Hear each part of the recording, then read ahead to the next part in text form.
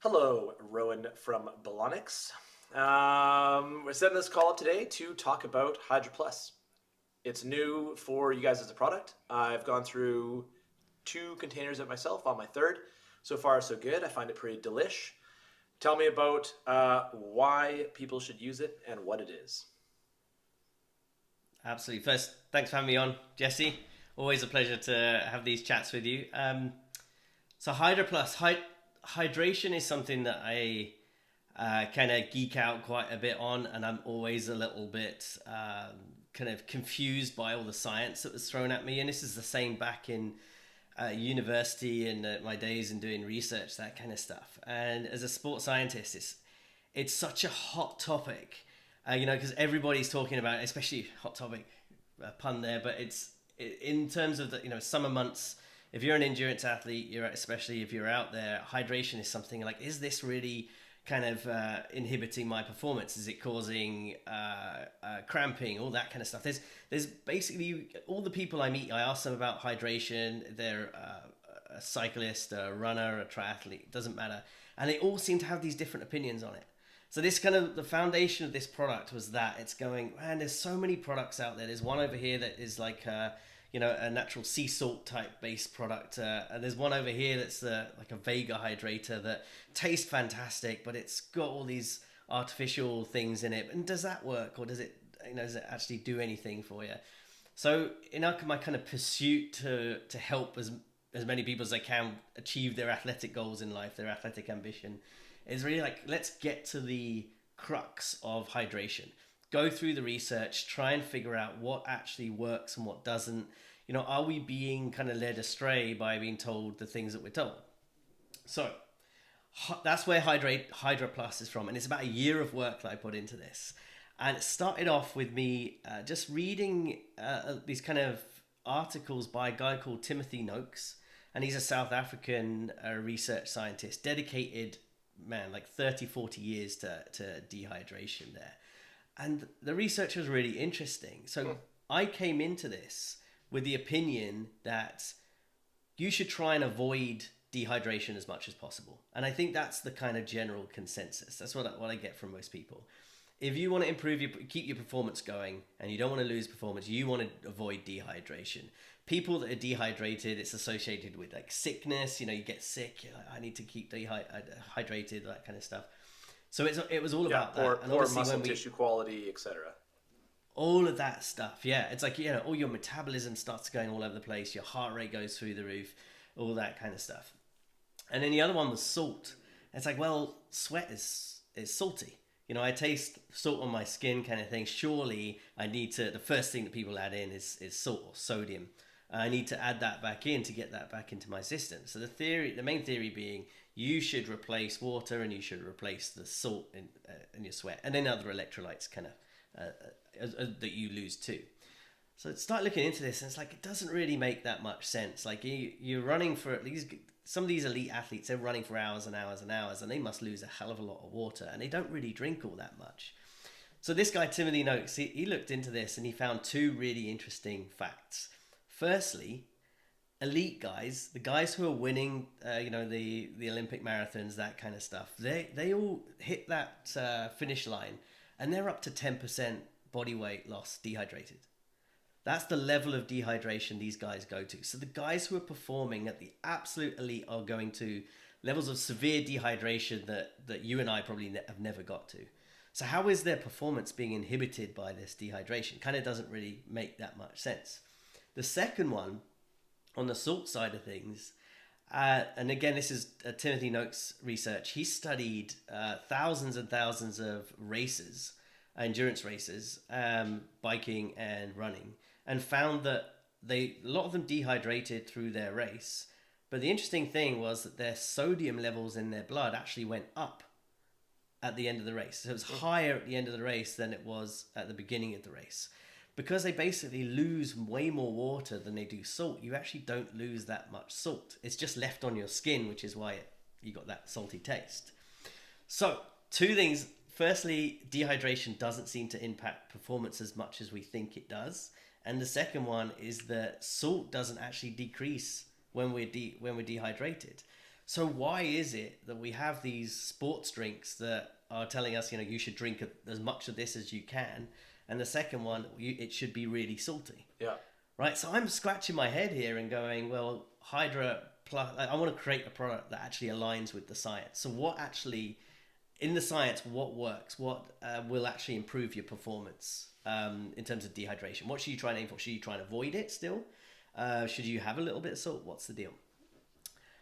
And looking at the research, I reckon, and it's still contested, but I think mild dehydration is actually completely okay.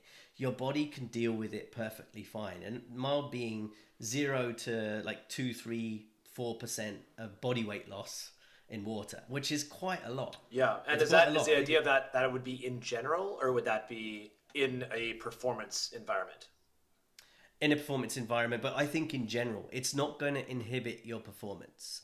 It's like, so if you're training for an hour, say, and anything under an hour, it is going to be really difficult to get to the 3-4% dehydration. You're going to stay between 0 and 2%, even on a hot day kind of thing.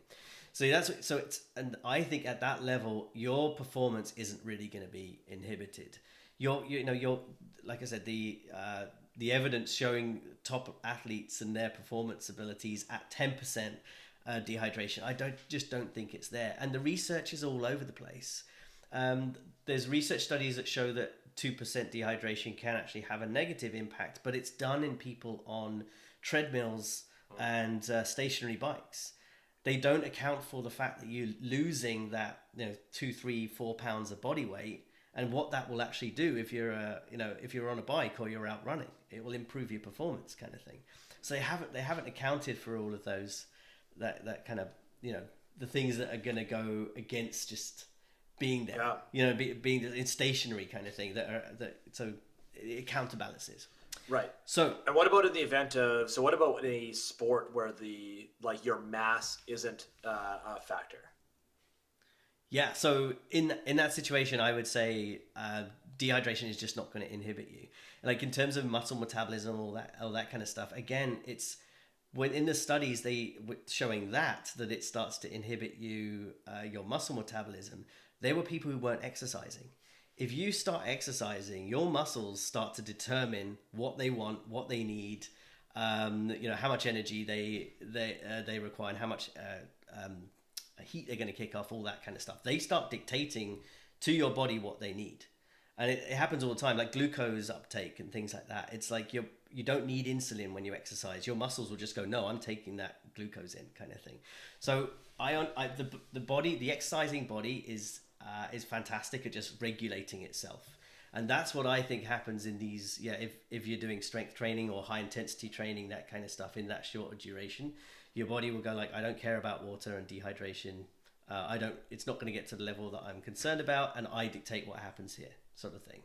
So anything under an hour, I really don't think that dehydration is a problem. And so if we come to Hydra Plus, the way I develop that is as a versatile product where if you mix it with just about 8 ounces of water, then it has relatively high carbohydrate, and I'm talking 8-9 grams of carbohydrate, so not crazy. But that's the sort of level, 9 grams, which is what will fuel your muscles in that hour of higher intensity kind of training or a strength training type thing. Because that's what you use. You use that glycolytic pathway. You use your sugar up. So it's basically a little bit of sugar, and a lot of it comes from natural sources. So we've got coconut water and then fruit juices. For most of that, we top it off with a little bit of organic cane sugar on top of that. But I wanted to get it so it was kind of light, but it has that, like, this is about enough sugar to keep you going at high intensity for a good, say, hour of CrossFit type training sort of thing. And then some electrolytes, a little bit of salt, a little bit of electrolytes, but that's more to ensure that water is getting across the gut barrier. It's absolutely nothing to do with getting it into your bloodstream and regulating your blood levels of that. Okay. The reason that is it's a natural system that your body has where to get water across the gut into your bloodstream, you actually need a little bit of sodium and a little bit of sugar to do that. So I'm basically providing just enough to promote that water moving in at a reasonably kind of steady but good rate sort of thing. So just 8 ounces of water, that's just a cup of water with a little bit of sugar, a little bit of salt in there kind of thing. And that would be the perfect, we call it osmolarity, but the perfect pressure to just drive water in nice and consistently to just kind of keep you at a nice level all the way through your training. And it will keep you between that 0 and 2% dehydration level. So that's what I designed it for. So the way you take it, if you're being strict on it and you're really focusing on performance, you got that kind of 8 ounces of solution of the drink, and you just sip it through training. Okay. If you ever get thirsty, you up your level kind of thing. You should always drink to thirst. That's your body telling you, hey, I actually do need a bit more, and maybe you were a bit dehydrated beforehand. But that's the idea, is you don't overdo it. You just sip it all the way through, and it should keep you feeling great for a start. You don't feel bloated or anything like that. But the main thing is your body will be like, you know, I'm nice here. I'm good. I've got a little bit of flow of water coming into the suit. You know, I'm not going over dehydrated or anything like that. Yeah, just keeping you in a range through your training.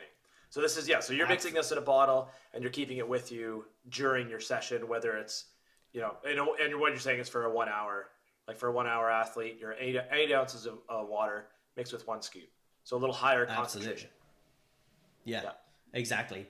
Now, if you're going over that, so say it's like, okay, I'm going 2 hours and I'm out there, maybe it's a warm day, but anything over an hour, between an hour and upwards from there, take it slightly differently. What you do is mix a 1 scoop of it with 16 ounces. So just basically fill up your water bottle or your blender bottle kind of thing.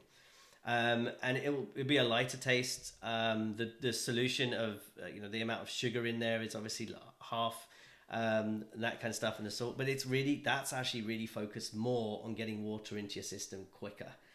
So it's a slightly different pressure. It's kind of, it creates an environment in your gut where water will go a little bit quicker into your system, and it's because there's that higher risk of you going more, you know, getting more dehydrated.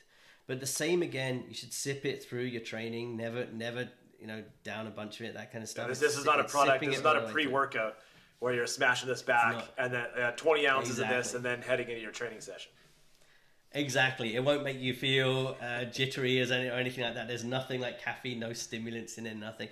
It's just about making you feel that whole, like, I don't feel a crash from low blood sugar levels. Yeah. I'm not feeling that real, like, you can feel quite shaky when you're really dehydrated. Yeah. You know, you kind of feel a little bit sluggish and slow kind of thing.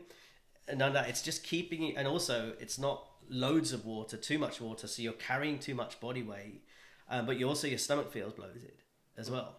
So it's that optimal. It's like, I think the ideal scenario when you're training in the gym or you're out competing, racing, whatever it is, out on the bike, it's about making your body feel really kind of, you know, you don't want anything kind of distracting you. You don't want to feel kind of shaky, low energy. You don't want to feel overly bloated or stomach crampy or anything like that. It's just, I want to feel perfect. I don't want to have to worry about all of that. I want to focus on my training and feel kind of light and nimble kind of thing.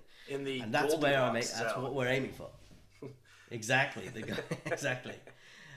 So that's what it's about. Like, I wanted to see the challenge with Hydra is, can I do it and create something like that, but try and use real foods wherever I can? Because as you know, with the protein, it's the same thing, just 7 ingredients there. And this, I did the same. I'm like, I remember talking with, we have like a formulating group at the manufacturer that we use. And I'm there going, can we do all this stuff without adding any of the additives that you're suggesting? They wanted to use all these sweeteners and flavorings, and it was all about, you know, basically it was all about making it taste and as good as possible, and maybe be really orange in color. Mm-hmm.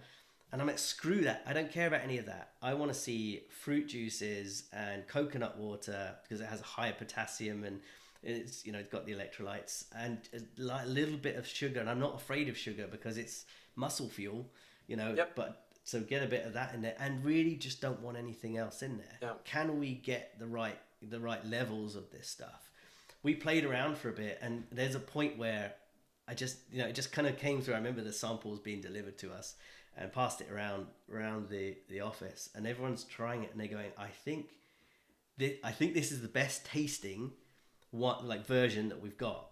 And I looked at all the details, and I'm like, and it's absolutely perfect in terms of the amount of sugar, the amount of salt, the amount of electrolytes we got in there. We finally got them balanced, because it was always like a little bit too high on the sugar, a little bit too low on the salt, that kind of stuff.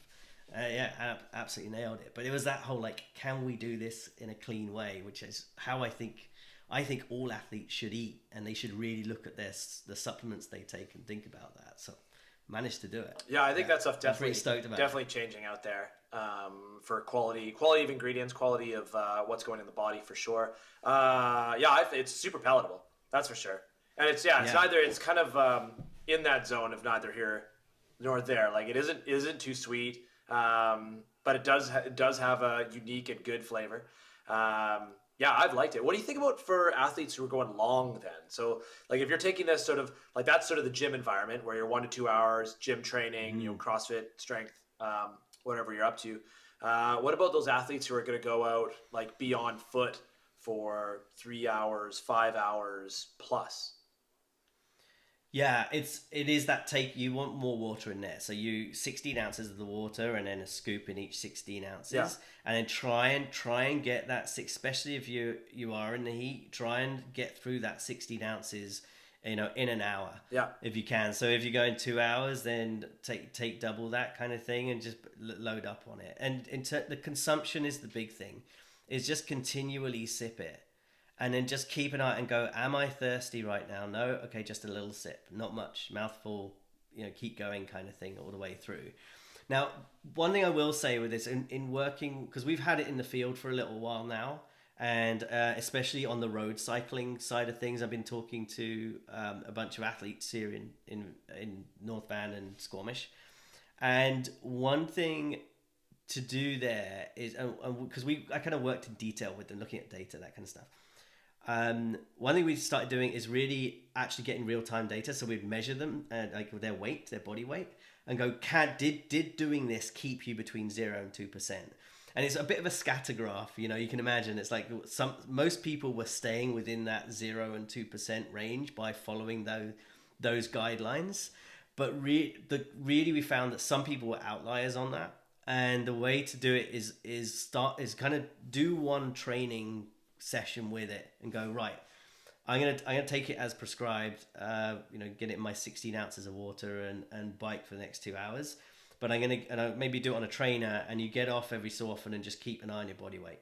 How do I feel? Where am I at? How do I feel where I'm at? So if you get down to like 2-3% and you go, okay, I actually feel great and I don't need to drink that much, that's probably an okay zone for you to be in. Some people might get to 3% and go, I'm really thirsty right now, I want to drink more. And the reason I would do that, especially if performance is really your focus, you're like, this is a game day thing, I need to get this right on, when I'm out on game day, is just to know that and go, right, I know that I need to weigh in at this amount at the beginning, and this is the level I need to drink at, in that 16 ounces, to feel the best. So it's like every 10 minutes I need to be taking a mouthful or two of this, kind of thing like that. So there is a bit of fine tuning you can do with it, because everyone is different. I think that's the bottom line on that. But yeah, that's so that anyone who is really up there in terms of competition, that's what I suggest. But yeah, for general, most people taking this, if they follow those general guidelines, they'll find that they feel better when they train. That's my objective, is like, this is me on a good day. Yeah, totally. Yeah, that's the thing too. It's just being able to take it, give it a go, and see how it is. Overall, it's simple enough, right? Yeah, totally. It's a simple product. Another objective we had is that you talk about the palatability. I know what it's like. I've done endurance stuff. I'm a soccer player, but I was really cautious about what I would eat around playing and that kind of stuff. So I have certain products that I use then, but also as a CrossFitter too. Palatability is so important. You're drinking a lot of this stuff on a regular basis. So that was another thing with it. I didn't want it to taste at all like a chemistry lab. Yeah. I didn't want any stevia in there or anything like that, because it's like, I want to come back to this. I want to drink it. after having this, finally kind of narrowing down the product, and we got the first actual finished tubs in the office, it was weeks going by, and I was kind of watching all of my staff, and and if they would still drink it after a week or two, and they were still, and even now they still drink it. Just having it there during the workday kind of thing as a good flavor for their water, I guess. So that kind of made me go, yeah, I think we got the flavor on this. I mean, it's subjective flavor, but I'm like, it just tastes natural. That's the main thing. It tastes like a light fruit juice, and that one that you could come back to. So that was a really important part of it too. Yeah, I think that's true for sure. Yeah, I guess that's the other thing too, is if people just want to mix it in with their drink, like while they're out and about, like there's no reason not to, is there? No, not at all. Like it's in terms of calories, it's really low. Like it's sure it's sugar. Anyone I would say who is trying to generally lose weight, and that's their absolute priority, performance doesn't matter to them, then this isn't. I mean, generally we're not a company that handles people looking for that kind of stuff. We're about performance, so it does have a little bit of sugar in there. But it's 35. I think it's 30 or 35 calories in there. Yeah. In there, which is not much. It's way less what's than the grams of sugar any sports drink. 9, I think 8 or 9 grams of sugar total, and most of that comes from fruit juices, coconut water. Yeah. What's the average drink going to be? Like 20, 24 or more, I would guess. Yeah, up there. Yeah. It's ridiculous how much it is. You have a can of Coke and it's a big pile of sugar like that. Yeah. But your average Gatorade is way more than that. What are the numbers for a normal 60 ounces of Gatorade? Do you know? Yeah, I'm gonna look it up now. You said that. And then Gatorade is what's in there for electrolytes past, because it is an electrolyte beverage, is what they're still marketing it as, right? Yeah, it is. It's pretty. And to be honest, I don't think there's anything bad with Gatorade. Like if muscles use sugar. Yeah. If you are on the second half of your marathon run, down some Gatorade, because your body will be trying to get sugar from wherever it can. Yeah, it's a pretty open story. Well, that's where also you get riders talking about flat, like drinking Coca-Cola just flat from the bottle, and that's a race day event. That's not your go-to day to day in the training environment and those sort of pieces. That's when you get to race day, and especially as you get closer to finish, then there's a lot more wiggle room for less concern about the consequences after the fact or what it means, and more just of what shaves off the seconds. Yeah, exactly, absolutely. So I've got the data up here. A 20-ounce serving of Gatorade's Thirst Quencher contains, drum roll, 36 grams of sugar. Yeah, right. 36. That's a bit less sugar per ounce than your average soda, though. Right. Yeah. Which you'd hope so. Yeah. It's crazy. So yeah. Cool. That's that. This is the product we have. This is what we've created over time. We're excited about it, and I'm glad you like it as well, Jesse. That is like one of our litmus tests on it. Does Jesse approve? So yeah. We just started carrying the gym, and actually we burned through it super quick. We're out. I think we ran out in a day or two. Right. So people are definitely trying it, and I'm keen to hear what people have to say and how they're finding it, especially with a group like ours. We got a pretty broad spectrum. Got one of the guys is trying to get into a 200-mile race this summer, through to all levels of riding, climbing, skiing, mountain bike, all the rest of things, and then people taking their CrossFit and powerlifting super serious. So absolutely. Yeah. And we'd love to talk to anyone who has questions on the product. As I said, our purpose as a company is to help as many people as possible achieve their athletic ambition. And one thing I love about your facility, is you've got people like Jamie, and Sarah, who just have these amazing stories to tell, but these amazing athletic desires, and I love working with them and hearing their stories. So please do reach out. I'd love to hear more, and even if it's like, let's fine tune the products that you use, and maybe what isn't what you should use, kind of thing like that. We're all about that. We want to work with people on a one-to-one basis as much as we can, because we feel that everyone is individual. kind of thing. Yeah, and that's a piece too, right? It's critical that it works for the individual. Like if it's working pretty Yeah. well for everyone, but doesn't work for you, then the value isn't there, right? And time always shows Absolutely. that through. Sweet. I think same as before. I think anything that comes up from people listening or watching this video, you can either reach out to, or you post a comments. Is probably the easiest thing to do wherever this goes up. And then second would be to reach out to. Um, Maybe if you tag me in your Facebook Yeah, post, totally. Jesse, and people can just DM me on Facebook. I jump on it and chat with people all over the place all the time, and love that that platform. So yeah, do that. Sweet. Very cool. All right, man. We'll leave it there. Thanks for the time. Thanks, Jesse.